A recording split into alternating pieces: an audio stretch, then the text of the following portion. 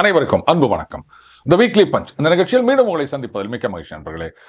இன்னைக்கு டைட்டில் மேட்டருக்கு போகிறதுக்கு முன்னாடி ஒரு முக்கியமான விஷயத்தை உங்களோட ஷேர் பண்ணிக்கலாம் அப்படின்னு, ஒரு ட்ரெய்லர் மாதிரி அப்படின்னு கூட வச்சுக்கோங்களேன். இந்த அமைதிக்கான நோபல் பரிசு வேணும் அப்படின்னு ரொம்ப மும்முரமாக ட்ரை பண்ணார் இல்லையா அண்ணன் ட்ரம்ப் அவர்கள். இப்போது அதற்கான அடுத்த கட்ட நடவடிக்கையில் இறங்கியிருக்கார். ஏன்னா இது வரைக்கும் சண்டையை நிறுத்தினா நோபல் பரிசு கொடுப்பாங்கன்னு எதிர்பார்த்தாரு, அதெல்லாம் ஒன்றும் கிடைக்கல. இப்போ அவர் டாக்டிஸை மாற்றிட்டார். சண்டை போட்டால் நோபல் பரிசு கொடுப்பாங்க. ஏன்னா ஹிஸ்ட்ரி எடுத்து பார்த்தீங்கன்னா இந்த மாதிரி பயங்கரமாக சண்டை போட்டவங்களுக்கெல்லாம் வந்து நோபல் பரிசு கொடுத்துருக்காங்க, அமைதிக்கான நோபல். அதனால் அந்த வழியில் போகலாம் அப்படின்னு ட்ரை பண்ணியிருக்காரு. அவருடைய அடுத்த குறி வெனிசுவேலா அண்ட் ஆப்கானிஸ்தான். இது ரெண்டும் எதுக்காக அப்படின்னா சீனாவுக்கு வைக்கிற ஆப்பு.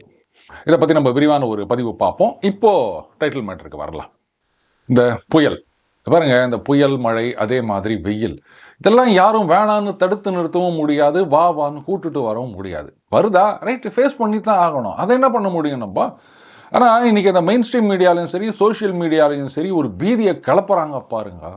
நிஜமாவே புயல் வெள்ளம் வருதோ இல்லையோ, இவங்க பண்ணுறதுலேயே அந்த பீதி புயல் வந்து விடுகின்றது.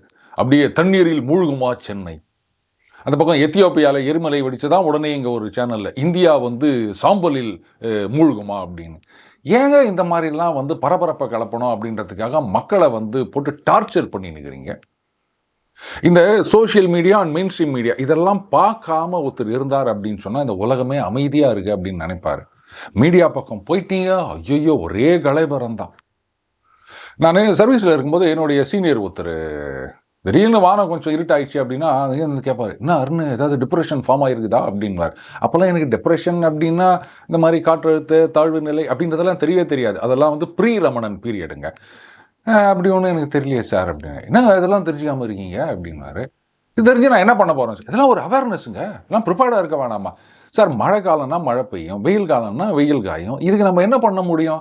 ஏன்னா குடை எடுத்துகிட்டு வரணும், அப்படி இல்லைன்னா நினச்சிங்கன்னு போனோம். மழை பெய்யுது அப்படின்றதுக்காக நான் நீ வேலைக்கு வரமாட்டேன்னு சொல்ல முடியுமா?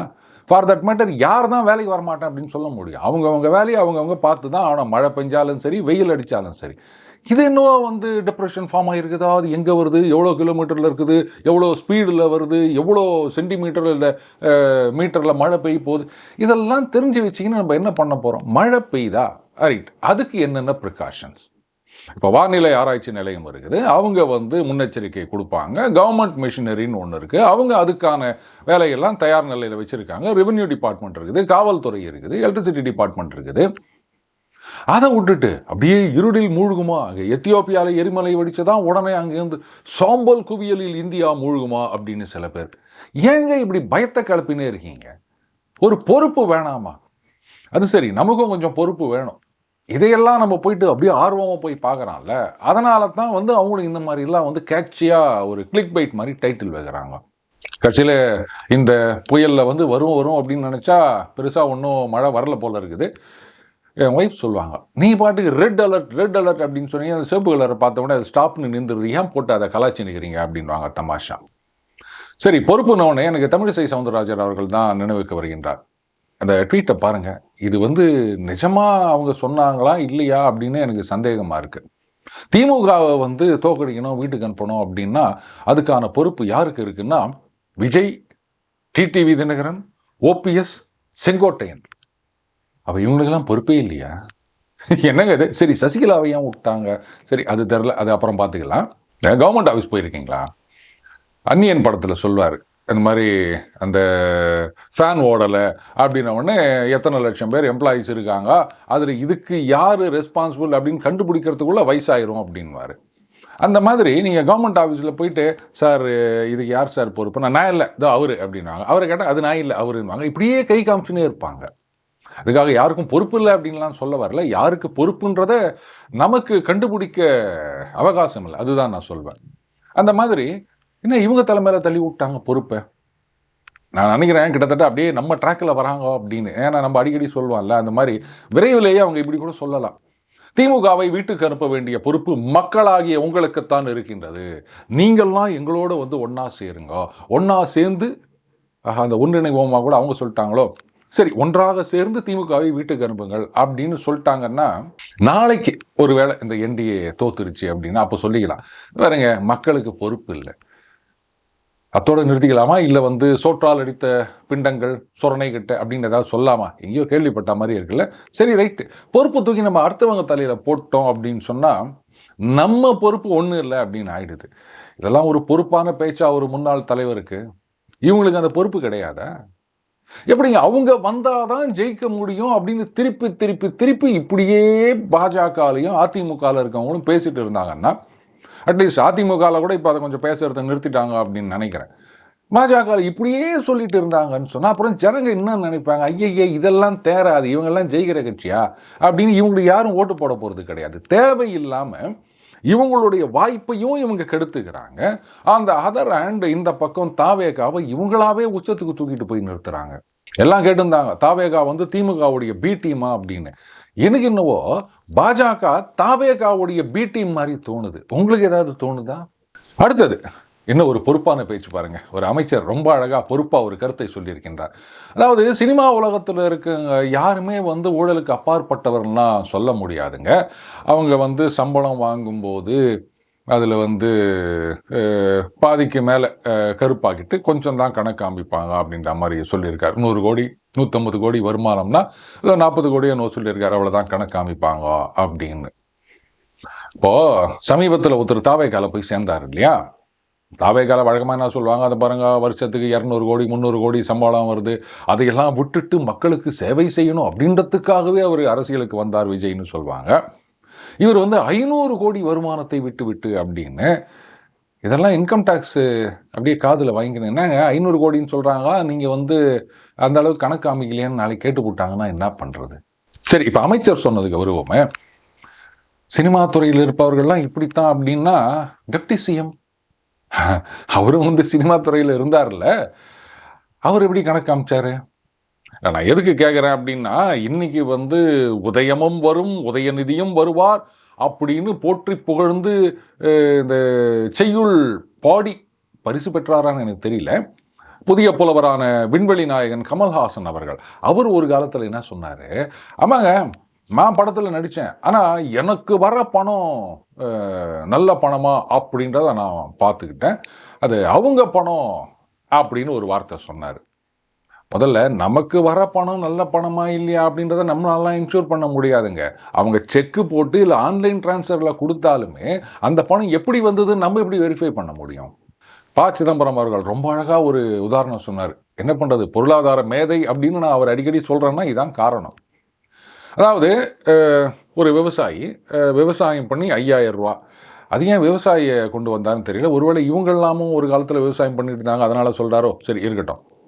அந்த 5000 ரூபா பணம் வச்சிருக்கார். அது உழைத்து சம்பாதித்த பணம், அது நேர்மையாக வந்த பணம். ஆனால் விவசாய வருமானத்துக்கு வரி கிடையாது. கரெக்ட், நல்ல பாயிண்ட். அதனால தான் அந்த விவசாய வருமானத்தை கொண்டு வந்திருக்காருன்னு நினைக்கிறேன். சரி இருக்கட்டும். அவர் என்ன பண்ணுறார், ஒரு டாக்டர் கிட்ட போகிறாராம். அவர் கன்சல்டிங் ஃபீஸ் எவ்வளோ அப்படின்ன உடனே 2000 ரூபா அப்படின்னு சொல்கிறாராம். இப்போ அந்த 2000 ரூபாயை விவசாயி என்ன பண்ணுறாரு, நல்லா யோசிச்சு பாருங்க, இது உழைத்து சம்பாதித்த வெள்ளை பணம். அதை டாக்டர் அண்ட கொடுக்குறாரு 2000 ரூபா. அந்த டாக்டர் என்ன பண்ணுறாரு, அதுக்கு ரசீது கொடுக்கறது இல்லை. அவர் அதை கணக்கு காமிக்க மாட்டாராம். பாசி அவர்களுக்கு டாக்டருக்கு மேலே ஏன் இவ்வளோ கோவம் தெரியல. ஆனால் இப்போ அவர்கிட்ட போன உடனே அவர் கணக்கு காமிக்கல அப்படின்றதுனால அது கருப்பு பணமாகி விடுகின்றதான். இப்போது அந்த பணத்தை எடுத்துக்கின்னு அன்றைக்கி சாயங்காலமே அவர் ஒரு ஹோட்டலுக்கு போகிறாராம். 7-8 பேர் உள்ள குடும்பம் அங்கே போய் சாப்பிட்டுட்டு அந்த 2000 ரூபா பில்லு பே பண்ணிட்டு வந்துடுறாராம். இப்போ அந்த ஹோட்டலுக்கு அந்த 2000 ரூபா போயிடுது, அவங்க பில்லு கொடுக்குறாங்க, அவங்களுக்கு ஜிஎஸ்டிலாம் இருக்குது. ப. சிதம்பரம் காலத்தில் அது கிடையாது, ஆனால் சேல்ஸ் டேக்ஸ் இருந்தது, அதை கன்வீனியன்ட்டாக அவங்க சொல்ல மாட்டாங்க. ஸோ அந்த 2000 இப்போ அந்த ஹோட்டல் அக்கௌண்ட்டுக்கு போனோடனே இது வெள்ளைப்பணமாக மாறி விடுகின்றது. பாருங்கள், விவசாயி கிட்ட இருக்கும்போது வெள்ளைப்பணம், டாக்டர் கிட்ட போகும்போது கருப்பு பணம், டாக்டர் கிட்ட இந்த ஹோட்டலுக்கு போகும்போது மறுபடியும் அது வெள்ளையாகி விடுகின்றது. இவ்வளவு தாங்க. கருப்பு பணம் அப்படின்றது it's not a stock, it's a flow அப்படின்ட்டு ஒரு பொருளாதார தத்துவத்தை வேற அவர் சொல்லியிருந்தாருங்க. ஸோ நம்ம கிட்ட வர பணம் அது நல்ல பணமாக நம்மளால் வெரிஃபை பண்ண முடியாது. கமல்ஹாசன் அவர்களுக்கு டவுட் இருந்ததுன்னா பாசி அவர்களுடைய அந்த வீடியோவை பார்த்தாருன்னா தெரியும் அப்படின்னு நினைக்கிறேன். நான் ரொம்ப நேர்மையானவன் சொல்லிட்டு போங்க, ஆனால் அதுக்காக இந்த மாதிரி நம்ப முடியாத, அதுக்கப்புறம் லாஜிக்கே இல்லாத பொய்யெல்லாம் சொல்லிக்கின்னு மற்றவெல்லாம் முட்டா பசங்க நினச்சிருந்தீங்கன்னா இந்த மாதிரி தான் அசிங்கப்பட்டு நிற்கணும். அது சரி, இந்த அசிங்கத்தெல்லாம் பார்த்தா பதவி வருமா, அதனால் அதை விட்டு தள்ளுங்க. அப்போது உதயநிதி அவர்களையும் சேர்த்தே அண்ணன் அமைச்சர் ரகுபதி அவர்கள் குறை சொல்லியிருக்காரா? ஏன்னா கமல்ஹாசன் அவர்கள் சோகா உள்குத்து குத்திட்டு போனாருன்றதை நம்ம பார்த்தோம். அந்த விடியல் இனிமே தான் வருன்ற மாதிரி சொல்லியிருந்தார். இதில் அண்ணன் ஜெயக்குமார் அவர்கள் வேற சொல்லியிருந்தாரு, ரகுபதியா இங்கேருந்து அங்கே போனவர் தானே அப்படின்னு. பரவாயில்ல, அதிமுகலேருந்து திமுகவுக்கு போனவங்கலாம் நல்ல பொசிஷனில் இருக்காங்க. பரம்பரையாக திமுகவில் இருக்கவங்க தான் ஐயோ பாவன் ஆயிட்டாங்க. இதுதான் சொல்லுது, கண்ணாடி வீட்டுக்குள்ளே இருக்கும்போது பார்த்து கல்லெறியணும் அப்படின்னு. அது நம்ம மூஞ்சிலேயே வந்து விழுந்துரும் சில சமயம், கண்ணாடி ஸ்ட்ராங்காக இருந்தது அப்படின்னா. விஜய் அவர்கள் மீது குற்றச்சாட்டு வைக்கணும்னா ஏராளமான விஷயங்கள் இருக்குது. ஆனால் அதையெல்லாம் விட்டுட்டு ஏதோ 10ஆம் போக்கில் சொன்னால் இப்படி தான் சொதப்பிட்டு நிற்கும்.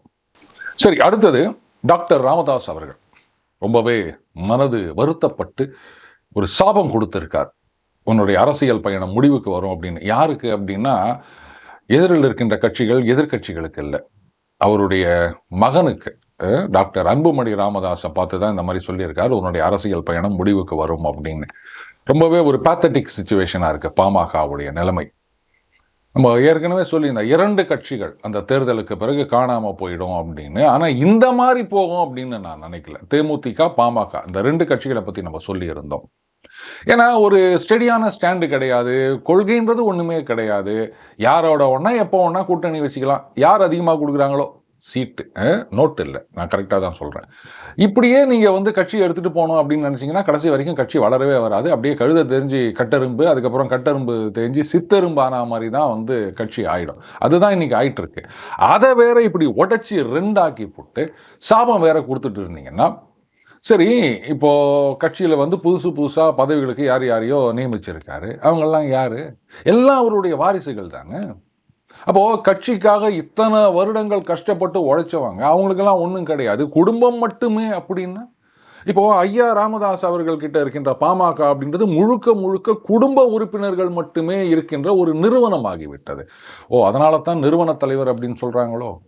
இதில் எந்த பாமக எங்கே கூட்டணி வச்சு ஏற்கனவே கொடுக்குற சீட்டை கூட இப்போ யாரும் கொடுக்க மாட்டாங்க. அதில் பாதி இல்லை, கால்வாசி கொடுத்தாலே அதிகம்.